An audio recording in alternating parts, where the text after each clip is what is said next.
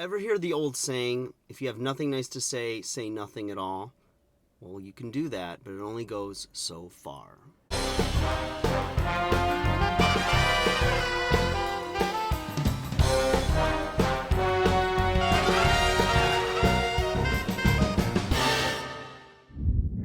Hey guys, welcome back to 5nothing100nothing.com. I am Fugit, and it stands for the fittest underdog guru using intelligent tactics. Guys, when I was growing up, my parents would always say, if you don't have anything nice to say, don't say anything at all. And to some extent, that's true, right? You have situations where you go to a family dinner and you don't like the taste of the food. So you tell a little white lie and say, oh, it's great, thank you, and do things to be polite. Or maybe it's a situation that is not going to be fixed for whatever reason. It's just a very differing opinion on something or hurtful situation to where whatever you say, it's going to either fall on deaf ears or you already know the position of the other person, and it's kind of redundant to bring attention to the problem because you know that it's not going to be dealt with, and the only thing you can do is remove yourself from the situation, okay? Terminate the relationship, terminate the business relationship, leave the job, whatever it is, right? Don't hang out with those group of friends. Whatever it is, you give it a try, and it's just not going to change. It's like you go in a cycle, right? Vicious circle, as they said in a bygone day, mate. I don't know what accent that is, but it's mine.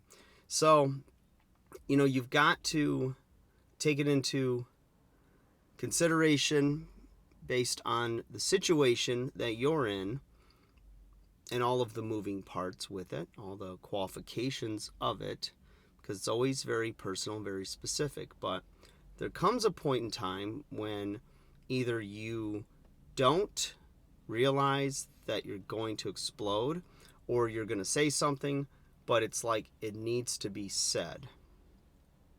Now, it doesn't always come out the way it's supposed to. It might be taken the wrong way, and it might be damaging or hurtful. But in some way, shape, or form, it needs to be said, right? You just can't take it anymore.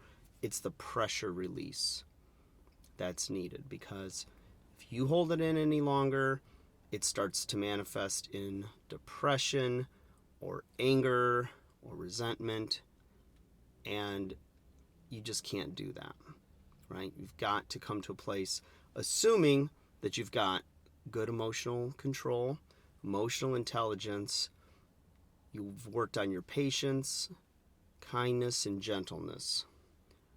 But everybody has a breaking point. We all reach it. We've all reached it at certain points in our life. If you think back, I'm sure you have too.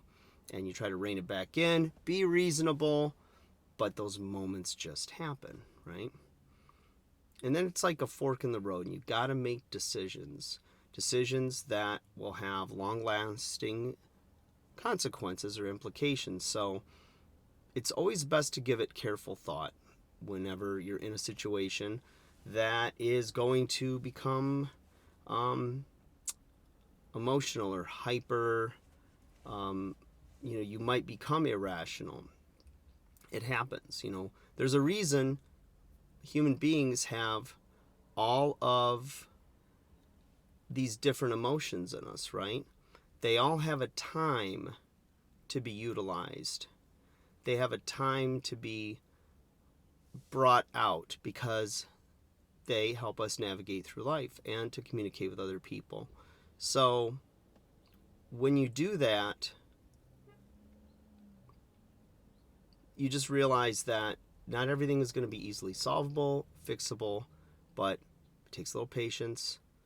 And if you lose it, don't forget to rein it in and cut yourself a little bit of slack.